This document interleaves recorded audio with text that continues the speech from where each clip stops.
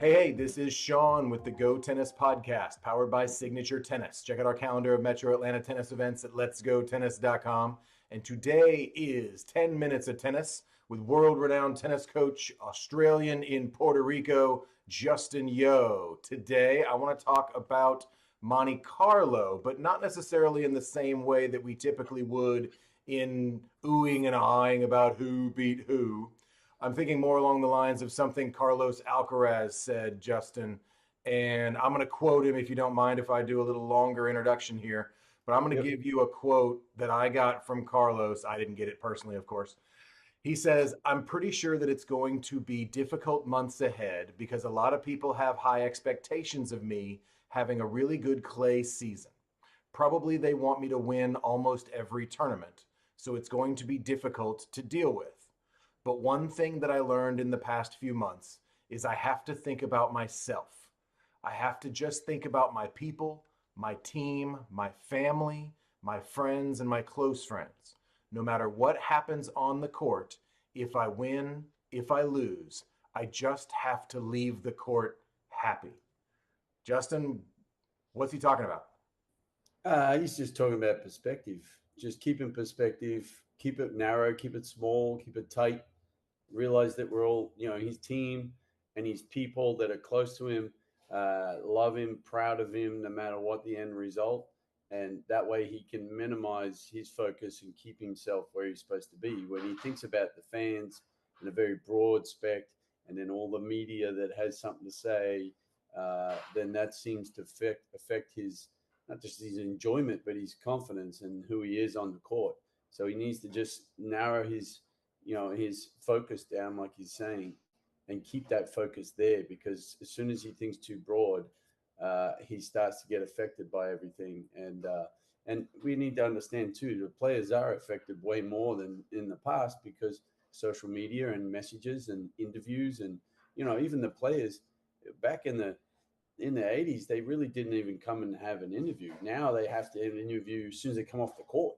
And it's funny bringing up the golf masters that just happened on the weekend, Lowry and a few other players were like, hey man, I got a double bogey on my last two holes. Last thing I want to do is talk to you right now on my microphone. Can you Right. give me half an hour just to, right? So it is a mental thing that we all seem to just forget about. And if we want to pass that down to the regular Joe Blow that plays on a USTA or Alta Tennis or whatever on a weekend, even if it's during the weekend they're playing, the more you can narrow things down, turn the phone off, disconnect, focus on what you're trying to accomplish on the day.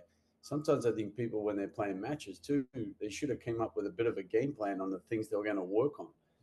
So if they're saying, hey, I need to really get my game where I can come forward. Well, every practice match you need to, you know, result, it doesn't matter. Just keep going forward and keep going forward. And if you lose 6-1, 6-2, then the next match you lose 6-3, 6-4, and the next match you get a set, and then you lose two sets.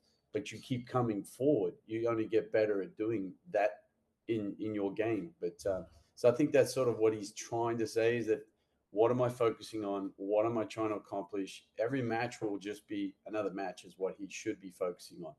You know, um, I met Ferrero just not long ago, and he talks about the same thing. Every match is just another match. They do a lot of assessment, a lot of analysis now, saying, "Hey, you need to do this, you need to do that." I think would be challenging with Alcaraz if we're going to use him as an example because he has every tool and every shot in the bag, and you've got to try to minimize those and keep him focused on what is going to get the end result. Yeah, and he's in a spot now in his career where he's learning to be a professional. Now, he's the type that he didn't get there with his dad or his mom and they have to figure it out. Mhm. He's the type that has been managed and trained and focused and pointed in this direction. So Yep. it's not as though they have to sit down and go, okay, what do they do next? Like they know exactly what to do. But for him, still being young, Mm. he's had phenomenal success early and he's got Mm. to figure out how to run a business as well as have fun. Yep. So sometimes those expectations, and we see it a lot with some of the younger players, especially some of the female players that'll come in, they'll make a run and they'll make some money and they'll start a business, and then the expectations get to them. Yep. and they're not playing with the same freedom and enjoyment. Is that a little bit of what he's having to remind himself of here? Yeah, I think he just needs it. He's trying to just narrow down his focus so that he can't get affected by the noise on the outside. I'm sure if we had Murphy Jensen on the phone right now, he'd talk about the noise on the outside because a Yeah. lot of this is what gets affected by players. But I think if we look at all the little things that he said there, he said long season. Long season means a lot of maintenance, a lot of repair, a lot of rest, and you've just got to be the fittest one. And I'd say that's probably what happened in the final in Monte Carlo.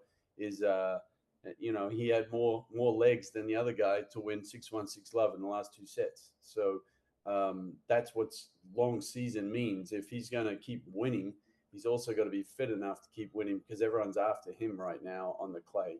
Um, and if I was going to make a suggestion to him, he should be getting a lot of phone calls with Rafael Nadal, who's counterpart, mentor, blah, blah, blah, because he'd be the best person to talk about long clay seasons, how hard it is, all the expectations. I mean, you couldn't ask for a better advisor or mentor right there. Well, I think that's some of where the expectation comes from. He even mentioned in a couple of his interviews about thinking if I win 11 Monte Carlos or 14 French Opens, there is that comparison that everybody says, oh, this is the great next Spanish player, so clearly he's the next Nadal. Well, he's just won his first Monte Carlo. And Right? for most people, that's potentially the pinnacle of their career is Yeah. to win a 1000, and he has expectations of winning not only more than one, but he's got to go out and do what Rafa did, and that's got to be tough on the mindset. Yeah. I mean, let's get real here. Monte Carlo is not French Open, number one. No. Number two, Nadal usually in the final would be either Federer, Djokovic, Murray, or some of these other players. His Alcaraz to me wasn't a real like a big challenging final. No, no, no, no. Just saying So winning a tournament like this is an amazing thing for a yeah, human being. yeah, it But for a is. guy like Alcaraz, He's got a it's long way to go. it's just expected. It's just Yeah, another Sunday that he's supposed to win, and I think yeah, that's what he's talking about here. yeah. He's trying to minimize the expectations and get real. This was just one. Let's keep pushing on to the next one. So Yeah. yeah, Yeah, and I think you're right. He mentioned he said he felt sorry for Musetti. He's like the guy was out of gas. You know, right. what do you do? Now, Musetti, there's the question. You have kind of I don't want to say the tournament of your life, but the best tournament of recent record, and Yep. you're the guy that gets there. You take out Tsitsipas, who's kind of the bigger, faster, stronger version of him, and Mm-hmm. he wins that match. He takes out a couple of really good players, Yep. gets to final, he's out of gas. That can't make him feel good for the rest of the clay season and being ready for Roland Garros, where he's going to get 2 or 3 rounds in, he's going to be out of gas already. Yeah, well, so same thing for the amateur players, just to give them some advice. You're going into sectionals, you're going into finals.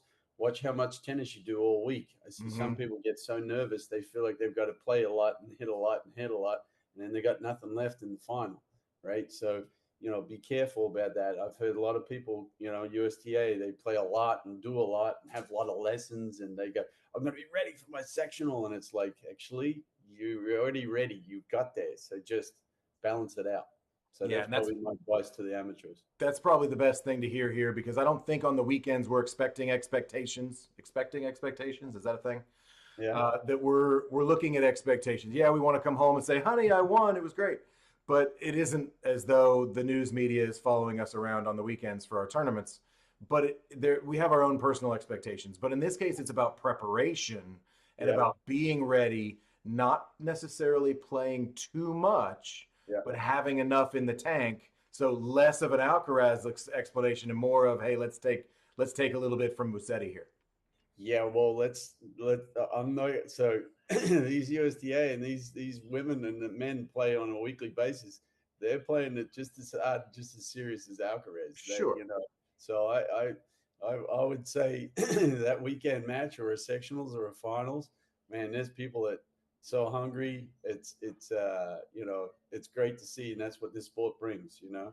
So and then great thing to mention, right? As I said to you at the start, was the first thing that Rory McIlroy got to watch before he went to the final day.